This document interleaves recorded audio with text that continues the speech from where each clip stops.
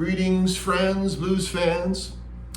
This week I'm going to continue talking about how to unravel the dark art of playing good melody.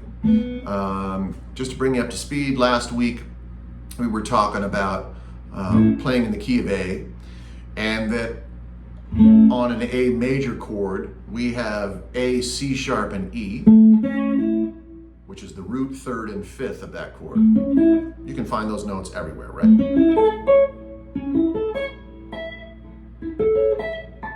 Okay, we're right here in the fifth position today.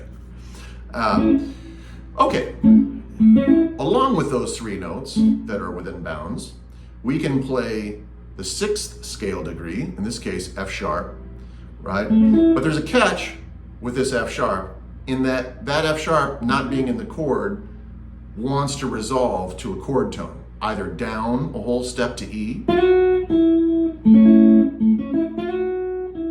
or up to the root, A. Right, we've all heard, or we've heard, okay? The B note, which is the second scale degree, right? I guess we could also call it a 9 if we were all the way up there. That B note over an A chord wants to either resolve down to A or up to C sharp,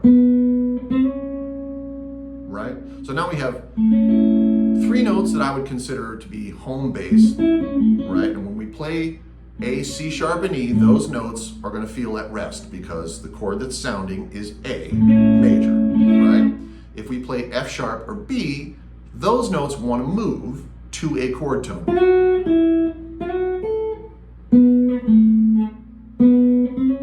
Okay?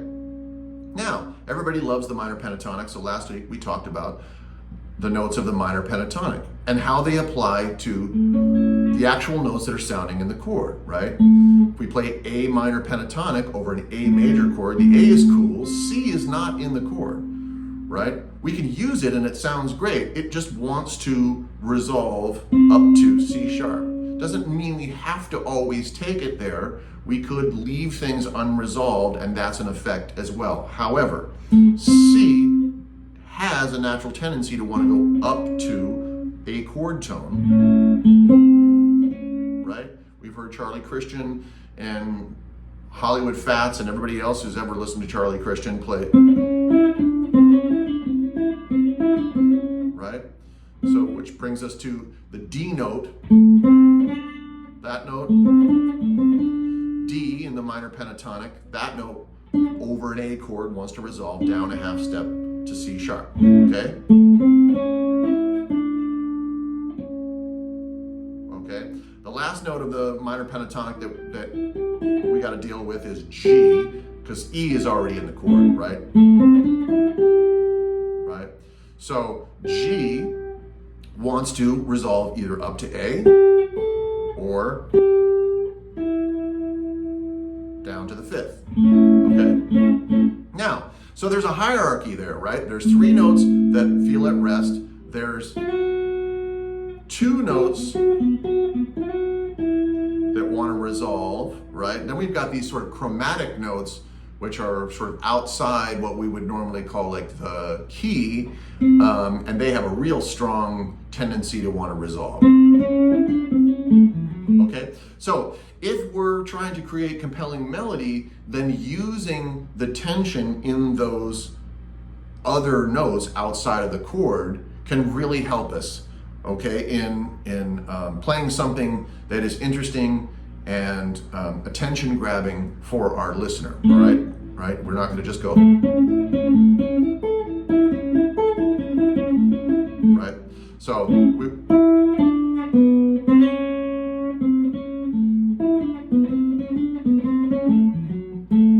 right? That sounds more like music, okay? Okay, so this brings me to my suggestion for your practice, and I'll do a little bit of this. I have a little play along, a little blues in A that I'll do, I'll play over at the end. But the idea here is essentially this. that in a blues progression, we know the chords are 1, 4, and 5, and we know when they're going to come up, right? We know that in bar 5, we get a 4 chord, right? And then, what is it, bar 9, right? We get the 5 chord, the turnaround, right? Okay, so if we know that those chords are coming up,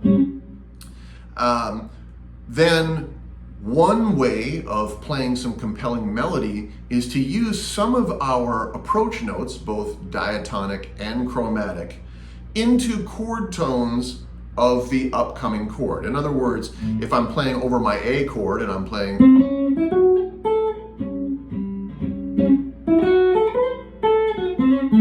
right? Now I'm going to D, I might go,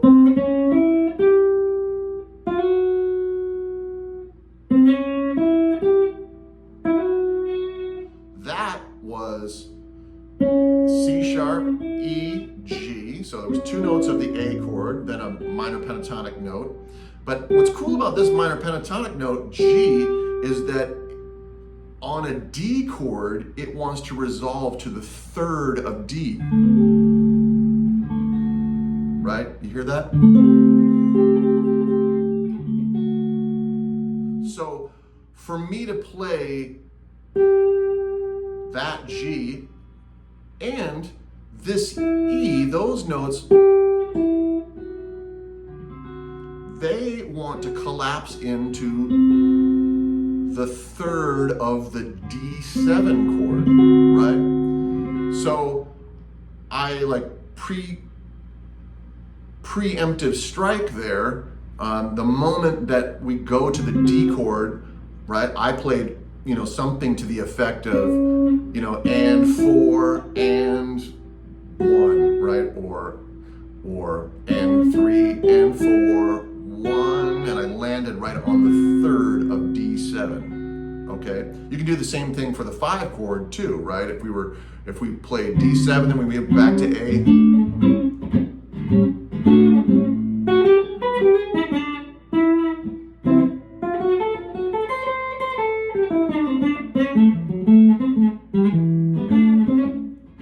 Right? So I'm very specifically targeting the root 3rd or 5th when the new chord lands. And I can sort of create some interest and some like tension and resolution, right, to carry the listener through the chord progression if I use some of those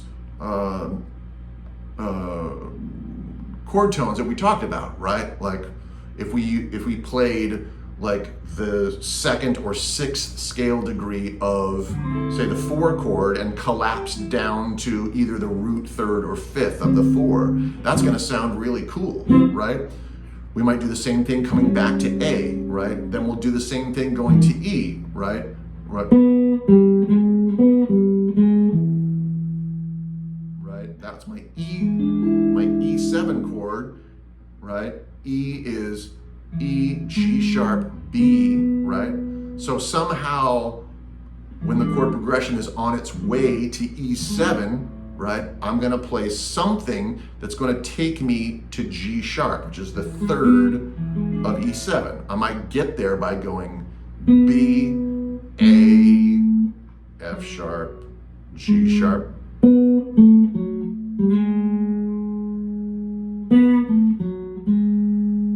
right? Okay. I feel like I'm talking too much, so I'm going to play a couple choruses of an A blues using this concept so you can hear it. The last thing I'll leave you with is this idea that your lines don't always have to begin at the beginning of the measure. Really, where we end the phrase is actually maybe more important than where we started it, okay? So we're not always gonna go booba-dooba-da, booba-dooba-dee, booba-dooba-da, dee-ba-dooba-da, rooba-dooba-da, right? Get my point, right?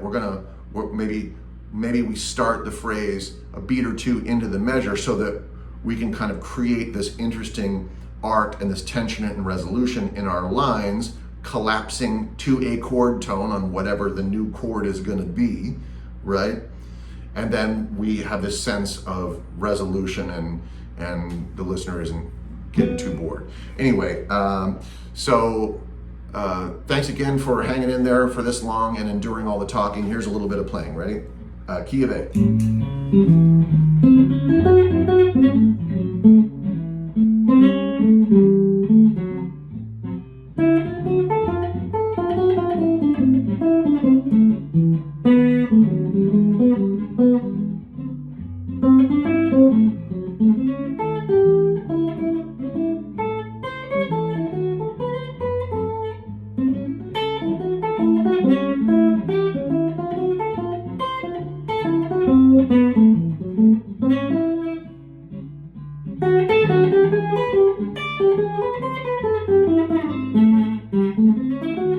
One more.